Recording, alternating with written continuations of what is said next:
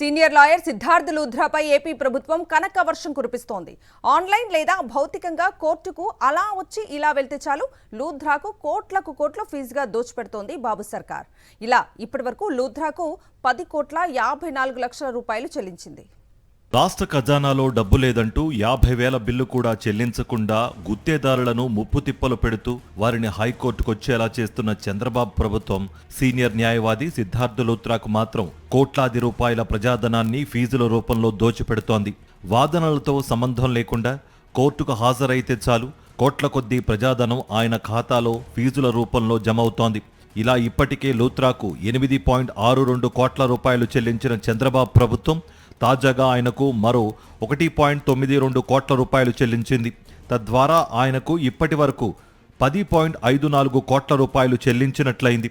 రాజకీయ కక్ష సాధింపుల్లో భాగంగా పెట్టిన కేసులకు చంద్రబాబు ప్రభుత్వం ఇలా కోట్ల రూపాయల ప్రజాధనాన్ని వేచిస్తూ ఉండడంపై సర్వత్రా విస్మయం వ్యక్తమవుతోంది. ఎన్ని విమర్శలు వచ్చినా కూడా చంద్రబాబు తన ఆస్థాన న్యాయవాది లూథ్రాకు ఫీజుల చెల్లింపుల్లో మాత్రం ఎక్కడా వెనక్కు తగ్గడం లేదు. మద్యం అక్రమ కేసుల్లో సిఐడి సిట్ తరపున సిద్ధార్థ్ లూథ్రా హైకోర్టులో వాదనలు వినిపిస్తున్నారు.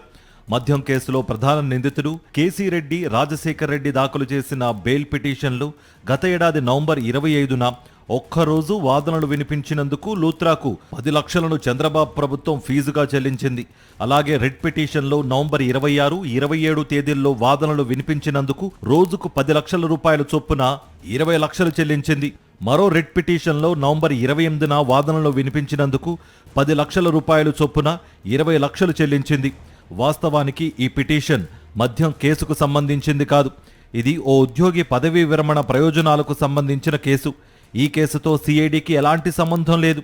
అయినా కూడా రాష్ట్ర ప్రభుత్వం సిద్ధార్థ్ లూథ్రాకు 20 లక్షలు చెల్లించింది.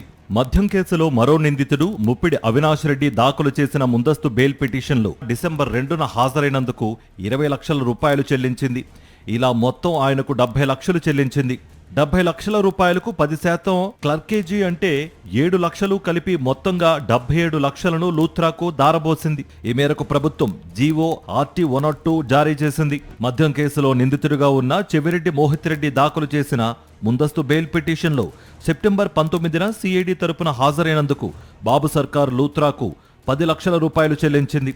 ఇదే కేసులో విశ్రాంత ఐఏఎస్ అధికారి ధనుంజయ రెడ్డికి ఏసీబీ కోర్టు మంజూరు చేసిన బెయిల్ రద్దు చేయాలని కోరుతూ దాఖలు చేసిన పిటిషన్లో సెప్టెంబర్ 22న వాదనలు వినిపించినందుకు 10 లక్షల రూపాయలు చెల్లించింది. ఇలా లూథ్రాకు ₹1,00,00,000 చెల్లించింది.